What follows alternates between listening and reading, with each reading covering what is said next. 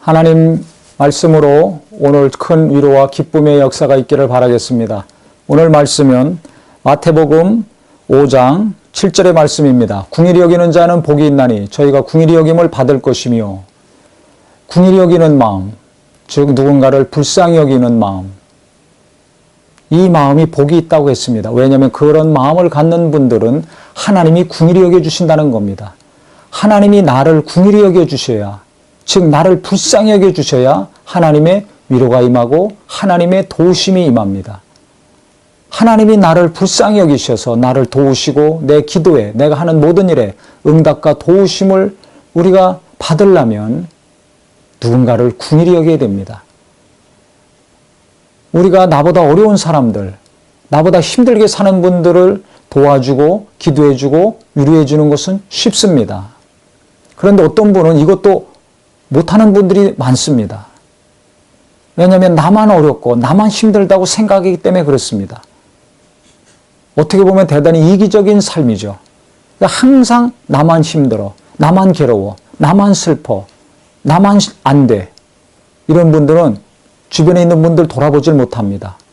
나보다 더 힘든 사람, 나보다 마음이 더 아픈 사람, 나보다 더 경제적으로 어려운 분들, 나보다 더 기운이 없고 좌절된 삶을 사는 분들, 우리가 조금만 돌아보면 너무나 많습니다. 겉으로 볼 땐 모르는 것 같지만 몇 마디 해보면, 조금만 주변 사람들에게 물어보면 너무나 잘 알 수 있습니다. 그분들에게 내가 갖고 있는, 넉넉하진 못하지만 경제적으로 좀 도움을 주든지 말이라도, 문자라도, 작은 글이라도, 선물이라도 주면서 위로하고 격려하는 은혜의 삶이 되기를 바랍니다. 내가 누군가를 불쌍히 여기고 궁일이 여겨서 사랑을 베풀고 돌봐주고 격려하고 위로할 때 하나님은 나를 위로해 주시고 나를 사랑해 주시고 나를 격려해 주신다는 겁니다. 또 우리가 진짜 궁일이 여기기 어려운 사람들이 있습니다. 그게 누굽니까? 대부분 내게 상처 준 사람, 내게 경제적인 손해를 끼쳤던지 내 명예를 훼손시켰던지 나를 정말 괴롭혔던, 잠 못 자게 만들고 분노하게 만들고 슬픔의 눈물을 흘리게 만들었던 바로 그 사람, 궁일이 여기기 어렵죠. 궁일이 여길 때 용서할 수 있습니다. 용서하지 못한다는 것은 궁일이 여기지 못한다는 겁니다. 그러면 어떤 결과가 있습니까?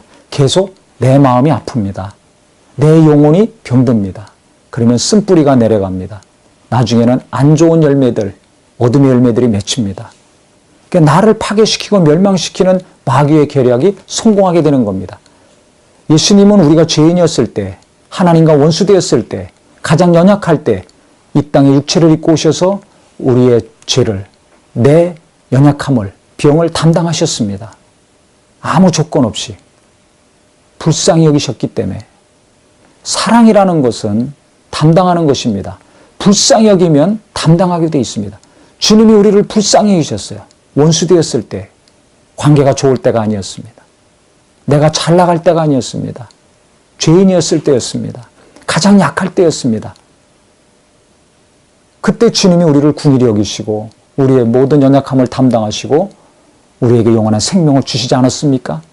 그래서 우리가 내게 고통과 아픔을 준 사람을 불쌍히 여기는 마음이 없다면 그때 예수님을 깊이 생각해야 됩니다. 저는 누군가의 관계에서 어렵고 힘들 때마다 항상 예수님을 깊이 생각합니다. 주님의 말씀이 그러면 생각이 납니다. 성령께서 하시는 말씀이 있습니다. 그 말씀은 뭡니까? 70번씩 7번이라도 용서해라. 악으로 악을 갚지 말고 선으로 악을 이겨라. 주님이 나를 용서하신 것을 생각나게 하시고 그분의 놀라운 은혜와 사랑 생각나게 하십니다. 눈물 콧물 흘리면서 거듭났던 그때를 기억나게 하십니다.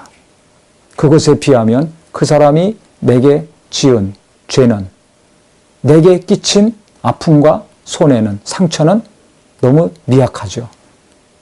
주님이 내 놀라운 죄를 용서해 주셨는데, 다 탕감해 주셨는데 누군가 나한테 지은 죄를 내가 용서하지 않는다면 하나님이 내 죄를 용서하지 않는다고 성경은 분명히 말씀하고 있습니다. 그래서 주기도문에도 우리가 우리에게 죄 지은 자를 사하여 준 것처럼 우리 죄를 사하여 주옵시고 라고 기도하라고 가르쳐 주셨습니다.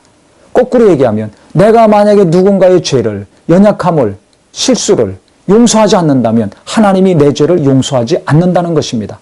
그래서 마태복음 6장 14절 15절에는 이것을 다시 한번 언급해서 분명히 말씀하고 있습니다. 제가 읽겠습니다. 너희가 사람의 잘못을 용서하면 너희 하늘 아버지께서도 너희 잘못을 용서하시려니와 너희가 사람의 잘못을 용서하지 아니하면 너희 아버지께서도 너희 잘못을 용서하지 아니하시리라. 내가 누군가를 용서하지 않으면 하나님이 내 잘못을, 내 죄를 용서하지 않으신다는 겁니다. 이것보다 무서운 게 어디 있습니까?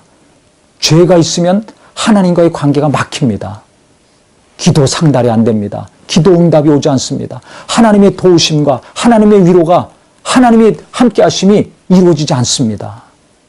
그래서 용서하는 것이 중요합니다. 용서하려면 그 사람을 불쌍히 여겨야 됩니다. 근데 불쌍히 여기는 마음이 안 나오죠. 그래서 기도해야 됩니다. 내가 할 수 없기 때문에 우리는 내가 살기 위해서라도 내 안에 쓴뿌리가 내려가서 정말 어둠의 열매가 맺히지 아니하고 하나님의 평안이 넘치고 하나님의 은혜가 넘치고 하나님이 함께 하시는 기도응답의 삶을 살기 원한다면 죄가 없어야 됩니다. 죄 용서함 받아야 됩니다. 우리의 원죄는 예수를 믿음으로 말미암아 단번에 해결됐지만 날마다 짓는 마음으로 생각으로 몸으로 짓는 이 모든 더러운 추악하고 부끄러운 죄악들 계속 쌓을 겁니까? 계속 갖고 다녀야 됩니까? 그거 씻어야 되지 않습니까? 용서받아야 되지 않습니까? 우리가 우리에게 죄 지은 자를 용서해 준 것처럼 우리 죄를 용서하여 주시옵소서. 이것이 우리의 기도입니다. 주님이 가르치신 기도입니다.